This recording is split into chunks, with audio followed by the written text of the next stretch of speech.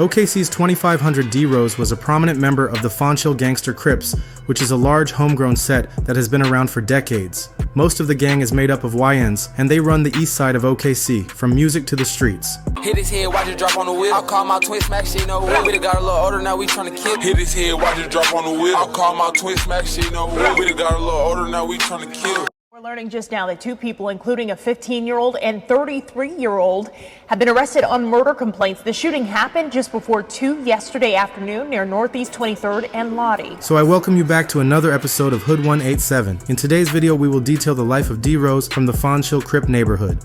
Danye Robinson, better known in the streets of OKC as D-Rose, was born in OKC in 2001 and died in a drive-by shooting in 2019, being just 18 when members of a rival Crip gang tracked him down and murdered him in broad daylight. But early on in his life, he spent his childhood surrounded by deadly street wars that drove him into being an alleged shooter for the Fonshill Gangster Crips. Growing up, D-Rose would become Fonshill Crip, but would spend a lot of his childhood kicking it at the Meadow Apartments with the Rolling 60 Crips, also known as the 10th Street Crips, and they are one of the largest neighborhood Crip gangs in Oklahoma City. The FGC aren't like regular gangster Crips who feud with the neighborhood Crips. Instead, they will get along and share a close alliance with most of NHC. So when D-Rose died, everyone affiliated with the FOD clique felt it.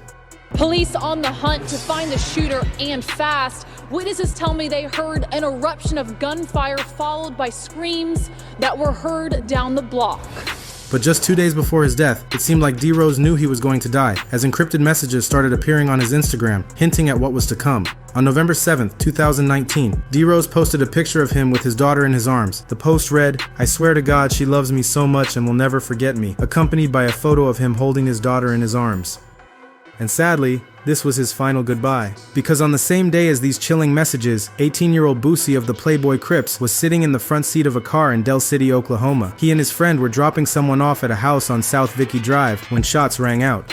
Good morning, Robin and Lacey, and we still are waiting for a lot of information from police on this shooting, but we do know it happened in this area near the intersection of Trina and Vicky Drives.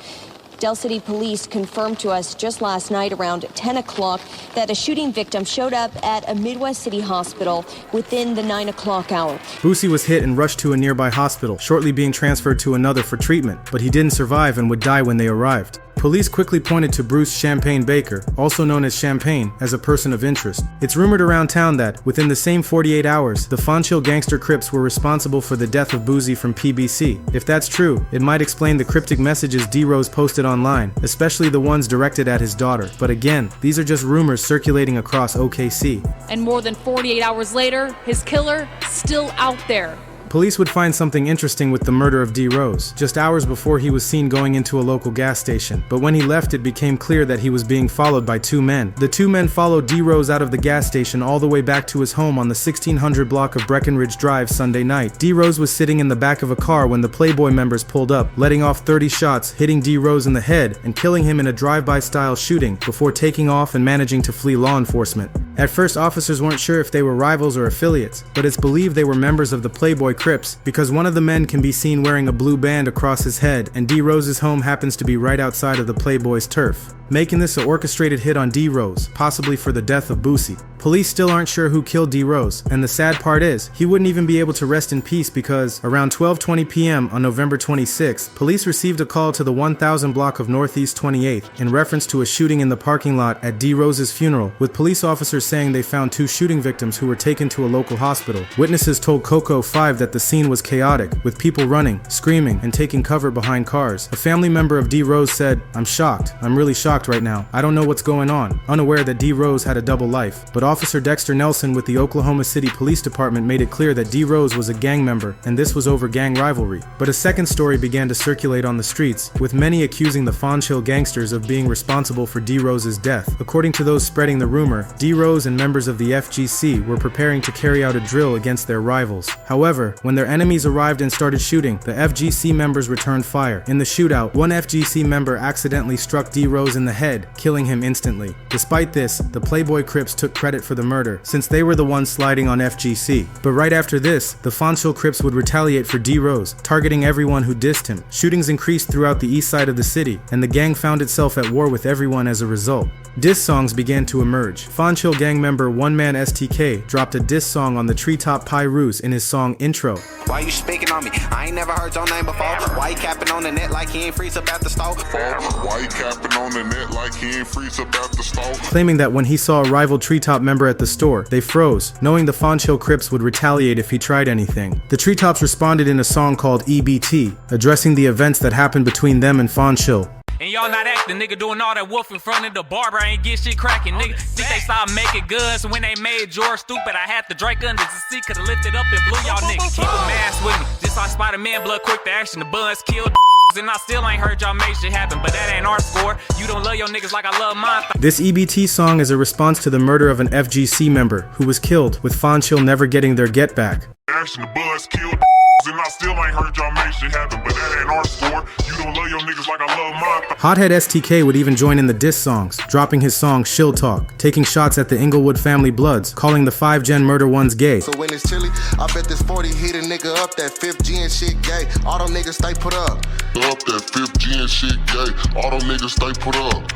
And would even sneak diss other hoods across OKC. The title Shill Talk comes from specific terminology used within the gang, reflecting its unique slang and cultural references. The Fonshill Gangster Crips frequently use the term shill to pay homage to their neighborhood, incorporating it into their vocabulary by replacing or modifying words. They refer to each other as Haitians or Shillas, and have formed an alliance with the Prince Hall Crips known as Shillville. Recently on August 20th, 2024, a 17-year-old named G Rico Hutcherson, also known as G Rico, was shot and killed. It happened around 1:45 p.m. when police were called to a double shooting near Northeast 23rd Street and Lottie Avenue. When they arrived, they found one person who had been shot lying in a parking lot. A second teenager who was also shot was found nearby and taken to the hospital. Luckily, his injuries weren't too serious. The story goes, a boy who was across the street saw the two victims, took out a gun, yelled something and shot both of them. Later, a 15-year-old and 33-year-old would be picked up and arrested for the murder of G Rico. The 33-year-old man was a member of the older group of Fonshill, and he went by the name Fonshill P. The 15-year-old called Baby Haiti was part of a younger group called FOD, also known as the Jump Out Crew. Baby Haiti was an upcoming drill rapper, shaping the sound of OKC drill music, with him often seen with Fod Baby K, another drill artist under the Fonshill gang. Nigga said fuck chop, yeah, nigga, yeah, I creep out there. Behind my brothers, I hit your block, yeah, nigga make you a pack. G Rico was said to be part of a group called the Hillside Clique of the 107 Hoovers. He came from a family with a history in a place called Pitts Park. G Rico's older brother, Tubby G's, was killed in a shooting just 1 year before. Tubby G's was shot during a football game when rivals saw him and started shooting. Chaos broke out in the third quarter of the first high school football game of the season for Choctaw and Del City. Students, athletes, and people watching the game all running for their lives when they heard several gunshots coming from the visitor side of Bill Jensen Field at Choctaw High School. Choctaw police believe an argument between at least two males led to the shooting. They say a 16-year-old boy was shot and later died. He was not a student at either school. A 42-year-old man was shot in the chest. He was transported to a local hospital where he underwent surgery and is now in the ICU recovering. They say one young girl was also shot in her thigh. She was treated and released. Even today, people still talk about G Rico, Tubby G's, and other members of the Hoovers who have passed away. Thanks for tuning in to this episode of Hood 187. If you enjoyed the video, please leave a like and subscribe so it can reach more people, and I'll continue covering what's happening in OKC.